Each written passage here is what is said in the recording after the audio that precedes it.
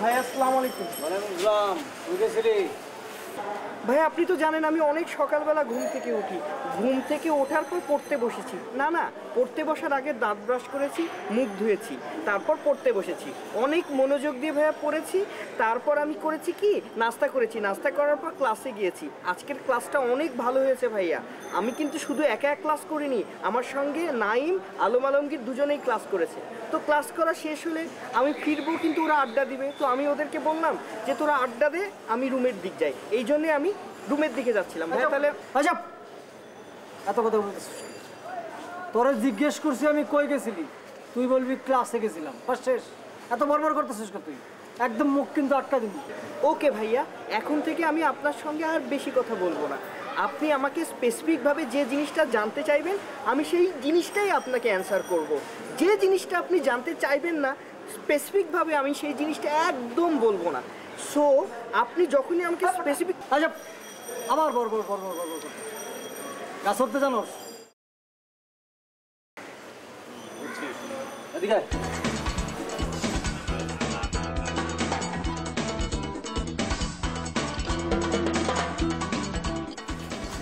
দেবদারু গাছ ভাইয়া।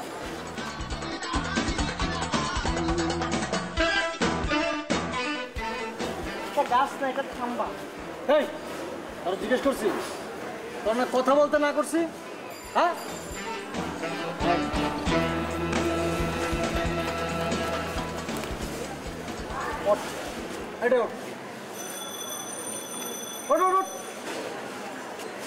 কি ওরা উঠতে বলতেছে? ওঠ। আমি তোরে গাছে উঠতে বলতেছি আর তুই না করতেছস? তোর সাহস তো কম বড় না? গাছে উঠতে জানি না। তো পারস না তো শিখতে হবে না? ওঠ।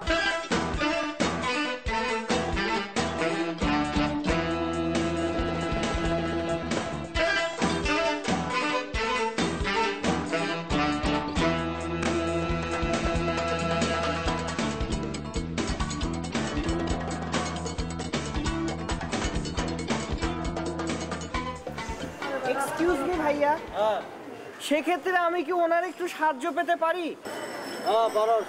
Please come. আপনাকে দেখে আমি অনেক বল পাচ্ছি। আপনার উপর তো আমি আস্থা রাখতে পারি, তাই না?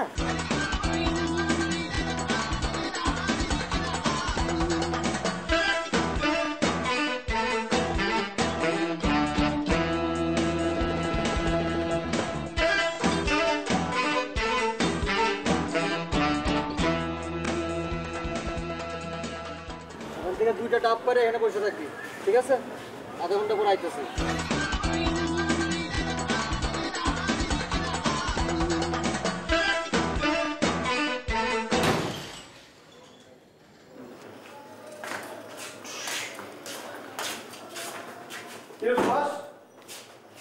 কখন আসছিস?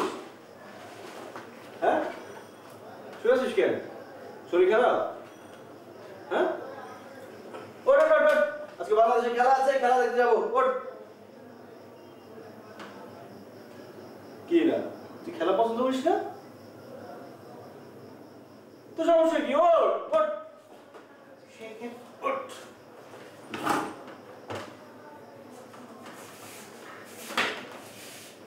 কি খেলা দেখলে সমস্যা কি বল? সেক্ষেত্রে আমি অপারক। এদিকে এদিকে এদিকে। এই তুই এদিকে কার সাথে কথা বলছিস? আমি তো এদিকে। কার দেখছিস? এই বল, যাবি না কেন সেটা বল। বলতে পারি, আগে চশমা দে। আচ্ছা নে তোর চশমা নে। আমি খেলা পছন্দ করি। হ্যাঁ, খেলা তো আলমগীর পছন্দ করে, আমি পছন্দ করি। শামীম ভাইও খেলা পছন্দ করে। আরে সবাই তো পছন্দ করে বাংলাদেশের খেলা। সেক্ষেত্রে শামীম ভাইয়ের পাশে বসে খেলাটা আমাকে উপভোগ করতে হবে। আমি উপভোগ করতে পারবো না সেক্ষেত্রে। হ্যাঁ, বুঝতে পারছিস না? অগাছকে এমন সাইজ দিছে শামীম ভাই, সেটা আর বলা যাবে না। এই কি করছে তোর সাথে বল দেখি শুনি। বল। বন্ধু, সখা, পলাশ টিকাদার, বলো আজকে শামীম ভাই তোমাকে কিভাবে টিকা দিয়েছে? বন্ধুদের কাছে তো বলতে কোনো লজ্জা নেই, তাই না? না, একদমই না। আসলে হয়েছে কি জানিস, আমরা তো সবাই মিলে ক্লাস করলাম, আমি তো জানি তোরা বাইরেই দাঁড়িয়ে আছিস, বাইরে বেরিয়ে দেখি তোরা কেউ নেই। তখন হঠাৎ করে দৈবাক্রমে আমার বুকের ভিতর কে যেন কু কু কু করে ডাকা শুরু করলো। কু ডাকা মানে বুঝিস তো, অমঙ্গল, কুমঙ্গলের লক্ষণ। তারপর তো আমি দুরু দুরু বুকে ভীত সন্ত্রস্ত হয়ে ছাত্রাবাসের দিকে যখন এগোতে থাকলাম, তখন আমার বুকের ভিতর আরো কু কু কু। আয়, তুই সংক্ষিপ্ত করবি। এই বসে বসে কি ফিরিস্তি শুরু করছিস? কি হয়েছে সেটা বল। আচ্ছা বলছি তো, একটু শোন না। তো আমি যত এগোচ্ছি মনের ভিতর কু কু কু ডাকা শুরু হয়ে গেল। শুরু হচ্ছে তো হচ্ছেই, হচ্ছে তো হচ্ছেই। হ্যাঁ, মেঘ না চাইতেই সিডর, সাক্ষাৎ যমদূত। তারপরে কি হলো সেটা বল। কি আর হবে, হ্যাঁ শামীম ভাই সে ঠিকই উপস্থিত হলো।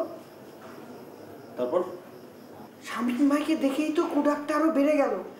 এখন শামীম ভাই আমাকে দেখেই তার মনের সাথে সাথে দুরভিসন্ধি জেগে উঠলো, ঘষিটি বেগমের মতো। আমাকে তারপর কি বললো জানিস? তার বেটা চুপ থাক, তোর বলা লাগবে না, তুই চুপ থাক। তার কথা মতো আমাকে শাখা মৃগ হতে হলো। হ্যাঁ, শাখাটা কি ছিল? টেনশনে তো খেয়াল করিনি কি শাখা, তবে বোধহয় ওটা নারিকেল শাখাই ছিল। মানে তো ভালো তো, যাই তুই কয়েকটা ডাব পেলে নিয়ে আসতি, আমরা রুমে বসে বসে কচি ডাব খেতাম।